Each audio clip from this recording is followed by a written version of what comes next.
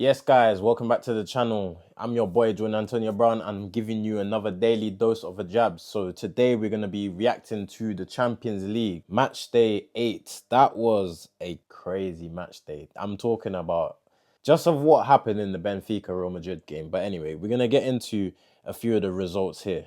So we're going to get into the results. So really and truly, I don't even really watch much football. I only watch top Premier League games and I watch Champions League.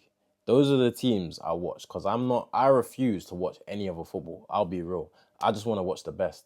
I know obviously the levels we're playing at and everything like that, but it's just good football. I think there's a lot of missing pieces when it comes to good football up the levels. And I think a lot of the better technical players, sometimes you actually might see them at a lower level. I'll be real. It depends on their decision making. It depends on their execution, all of these type of things. But I'm saying in terms of flary players like that, you might actually tend to see them lower down the level because they just can play free and they take risks. And a lot of times in the middle tiers of the levels, you're finding managers have a big say and they want to have hold on players like play like this or you can't play like that. So there's a lot of that going on. So football is not really enjoyable at a lot of levels. And then you obviously find a lot of teams lower down in the Premier League, they actually want to obviously stay up. So you're not really going to be entertained by the football. But sometimes if you actually put two well-matched teams together, you might actually get a good game. But listen, we're going to go through a few of the fixtures. Ajax, Olympiacos. Obviously, Olympiacos won 2-1. Arsenal versus, I'm not even going to say their name. I don't even know how to say their name. It was a nothing game, to be honest. Like, Arsenal, they're already through. They're top of their league. Another win, what does that do for them? Obviously, it's just stats. It's just history. It's just probably, those are the type of things that Arteta was saying before the game kicked off. I think it's one of them games where Arsenal's got two very, very good squads. So optically, you're looking at it thinking Arsenal should blow away this team. But again, you're thinking you want to weed out the nerves. I think there's a lot of nerves going on right now with Arsenal, and especially the feedback that the fans are giving them. There's a lot.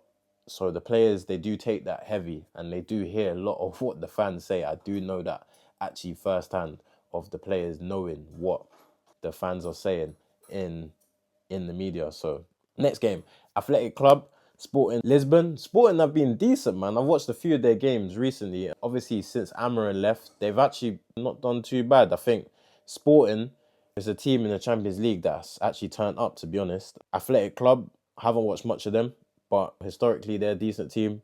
They lost 3-2. Atletico Madrid lost to Bodo Glimt. And Bodo Glimt, I don't know what they've been doing this season. Someone needs to go over there and check what they've been doing because it's actually very interesting. They've beat a few big teams, man. They've beat Man City, if I'm not mistaken. Obviously, Atletico Madrid, they've beat.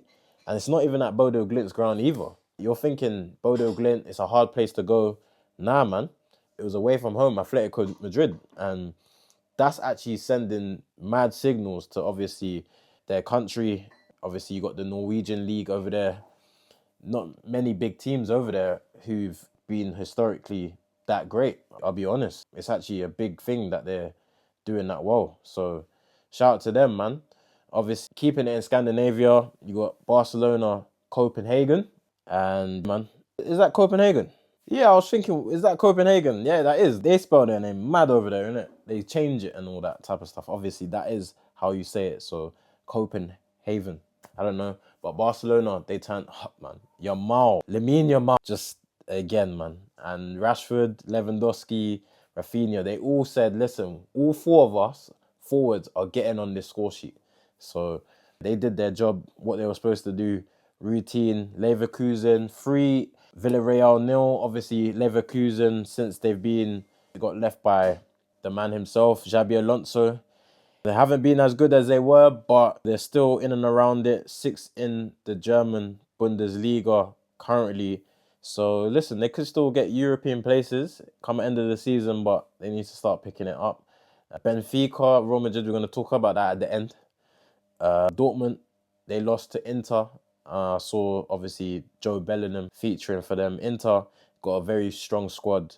I think got a good few forwards there. Martinez and then obviously Thuram causing havoc down the wing, man. Or in the channels, let's say, because they're forwards, innit? Club Brugge, they've been decent, man. Club Brugge have been decent. I've seen a few of their games. They've caused a few upsets. And to beat Marseille, they got a few good players as well, man. Ethan Nwaneri now, obviously they got Mason Greenwood and they have Aubameyang as well. So there's a few good players there that obviously Nwaneri couldn't play because he was cup tied. Unfortunately, it would have been nice for him to be part of the Champions League knockout phase and even play Arsenal maybe down the line. But we won't be able to see that now, which is unfortunate. Tottenham won against Frankfurt away. Tottenham in Europe, it's one of them ones where I think they've got the team for Europe. They haven't got the team for the Premier League. You got to think a lot of their signings, especially obviously Conor Gallagher just signed, but he's cut tied and whatnot. But like Xavi Simons, for example, just take him. He's not a Premier League player. When a Premier League player, he's the quality, right? But he's got to play in a very specific team that's based around him.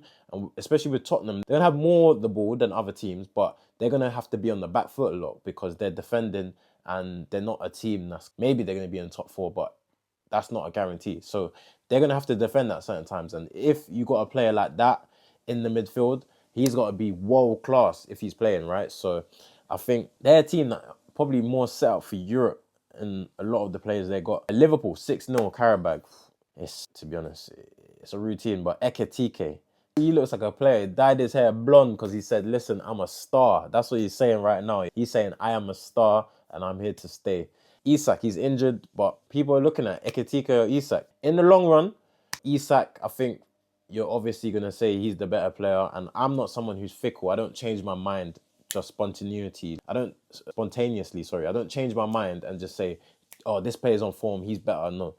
Isak has proven to me that he's probably the better player. However, I think he picked the wrong club. And obviously, I don't know what they've been doing in his routine to get back up to full fitness, but it just hasn't worked. So we're going to actually see how that goes. But Ekitike right now is on flames. Galatasaray versus Man City. A couple of the old Man City boys came back into town and obviously, unfortunately, they didn't get the result. Leroy Sané and Ilkay Gundogan. Obviously, there's Man City, Haaland, Shirky.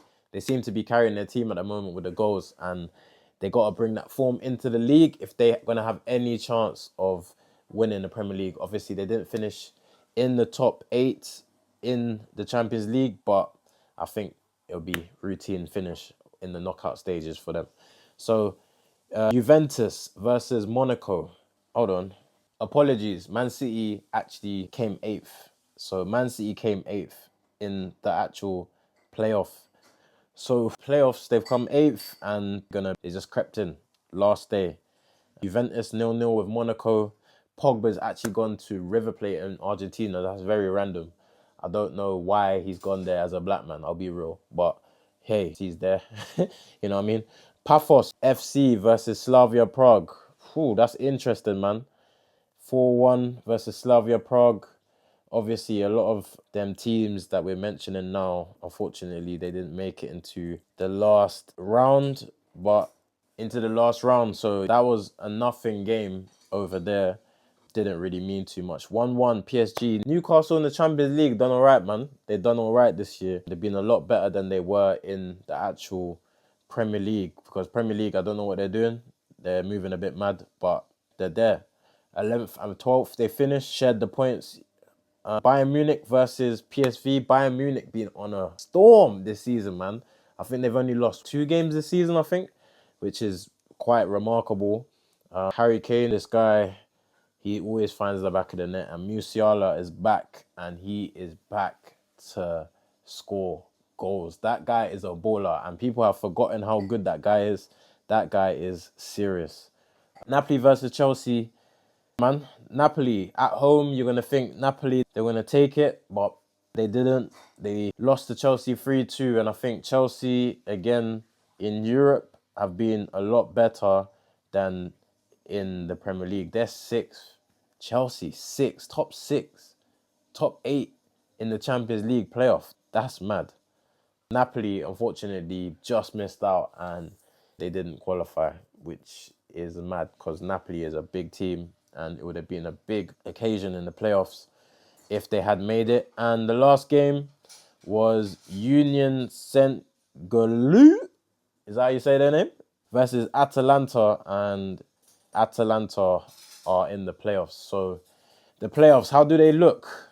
Actually, before we get into the playoffs, I forgot to mention Benfica versus Real Madrid. Oh my days, what a game. 2 red cards, which obviously evened it up. Having Mbappé on your team is a cheat code. I don't know how people do not rate this guy. This guy is a madness, but he is a baller. And we're going to get into the playoffs. I'm going to do another video for you guys on the playoffs and what that looks like. But this was a daily dose of a jab. And obviously, this is the Champions League edition of going through the Matchday 8 results. If you like the video, make sure you comment down below, subscribe. I'm going to see you on the next one.